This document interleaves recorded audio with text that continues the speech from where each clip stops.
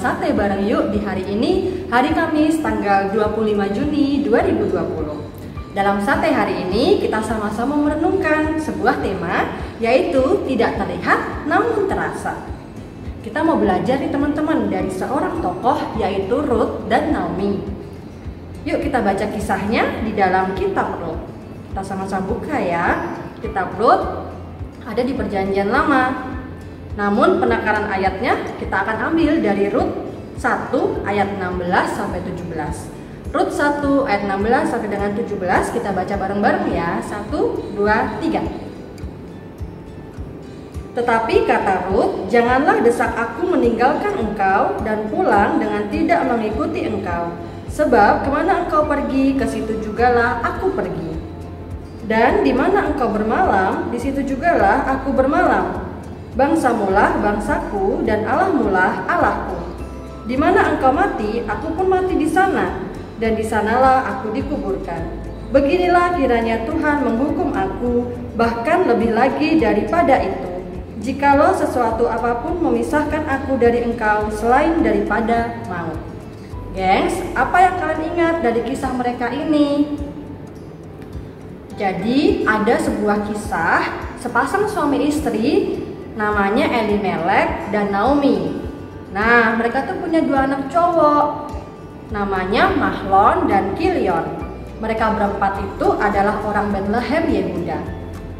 Suatu waktu terjadilah kelaparan di Israel. Mereka pergi ke negeri Moab. Terus suami Naomi meninggal, yaitu Elimelek tadi. Kedua anak Naomi akhirnya menikah dengan perempuan Moab di sana. Si Mahlon nikah sama Ruth dan si Kilion menikah sama Orpa. Tetapi geng, setelah 10 tahun kemudian anak-anak Naomi meninggal. Akhirnya kan Naomi mau balik lagi ke Israel. Naomi meminta agar kedua menantunya, yaitu Ruth dan Orpa, kembali ke asalnya bersama dengan ibu mereka. Lalu Orpa memilih kembali ke asalnya. Itulah pilihan yang wajar dan realistis, kan suaminya udah meninggal. Nah, tetapi Ruth tuh nggak mau, dan dia tetap mau ikut Naomi kembali ke Israel. Tetapi sesampai di Israel, Ruth segera mencari kerja. Dia akhirnya kerja di ladangnya Boas. Saat Ruth memunguti jelai di ladang, Boas membiarkannya. Kalian tahu nggak siapa ibunya Boas? Ya, ibunya itu namanya Rahab dari kota Yeriko. Singkat cerita, hubungan Boas dan Ruth sangat baik. Dan Boas suka sekali dengan Ruth. Nggak lama kemudian mereka menikah. Bagaimana Naomi? Dia tentu bahagia sekali. Ruth dan Boas memiliki anak laki-laki pertama namanya Obed. Obed inilah yang akan menjadi kakek dari Daud. Dan kalau kita menarik garisnya nih, inilah silsilah Yesus. Nah teman, kalau kita ingat kisah Ruth dan Naomi ini, mereka tuh sungguh luar biasa ya. Mereka tetap bersabar dan tetap bersandar kepada Tuhan. Kebaikan Tuhan yang nggak terlihat ini tetap mereka rasakan. Tuhan tetap pelihara hidup mereka sekalipun kondisinya nggak mengenakan sekalipun. Lalu gimana dengan kita teman? Pernahkah kalian merasa jiwamu berbeban berat? Atau malah mungkin saat ini jiwamu merasa sepi? Ingatlah selalu bahwa kebaikan Tuhan tetap bisa kalian rasakan. Meskipun kadang kita suka nggak sabar dan cenderung mendikte Tuhan. Tuhan, aku maunya seperti ini. Tuhan, jangan gitu dong. Dan sebagainya.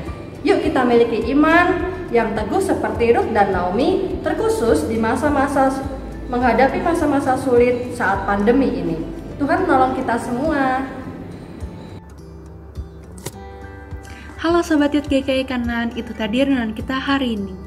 Nah, renungan yang dibawakan oleh Yunita tadi mengingatkan kita bahwa dalam keadaan senang, sedih, emosi, atau kita merasa hidup kita berat, kita harus selalu mengingat kebaikan Tuhan dalam hidup kita. Mungkin teman-teman, kebaikan Tuhan tidak bisa kita lihat, namun kita harus peka dan merasakan pemeliharaan Tuhan dalam hidup kita. Oleh karena itu, kita harus sabar, berserah, dan bersandar dalam keadaan apapun kepada Tuhan. Nah, untuk menutup renungan hari ini, aku mengajak kita semua untuk berdoa. Ya Tuhan, terima kasih ya Tuhan, Kau telah mengumpulkan kami di tempat ini, agar kami dapat bersaat teduh kembali ke hadapan-Mu. Ya Tuhan, dalam renungan hari ini, terima kasih Kau telah mengingatkan kepada kami agar kami harus bersabar, berpasrah, dan berserah, dan mengingat segala kebaikan-Mu dalam hidup kita. Ya Tuhan, kami mohon supaya Kau selalu mengingatkan kami dalam hidup yang Kau berikan kepadamu. Dalam nama Tuhan Yesus kami berdoa dan memohon. Amin. Nah teman-teman, jangan lupa juga untuk share renungan ini kepada teman-teman yang lain agar lebih banyak orang yang terberkati. Nah, jangan lupa juga besok kita akan ada saat teduh lagi di channel YouTube ini.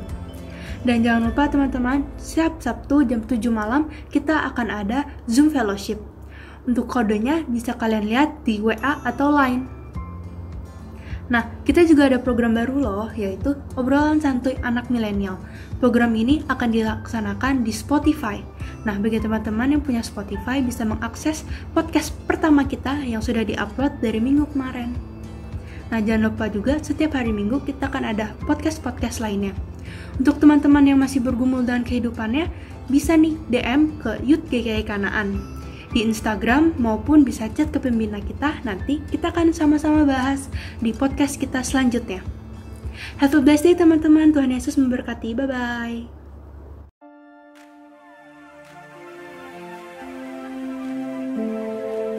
Selamat datang di Obrolan Santuy Anak Milenial. Jadi anak muda Kristen itu gaul nggak sih? Kalau ngomong kasar boleh nggak sih? Nah gimana tuh kok? Ngomongin tentang gaul, sebenarnya apa sih makna gaul kita yang sesungguhnya? Ya, sebenarnya ini sih kalau firman Tuhan bilang ya, yang di surat dalam Petrus. Iya sih. Tapi kayak ada perasaan kesel, dengki, kayak kesel banget, kayak kita udah belajar mati-matian nih. Terus tiba-tiba ada teman kita yang tinggal nyalin jawaban si juara 1 di kelas. Karena kan sebenarnya Tuhan pengen setiap kita menjadi orang Kristen yang berintegritas, bukan hanya di depan orang, tetapi juga bahkan ketika lagi tidak ada satu orang sekalipun, ya nggak sih?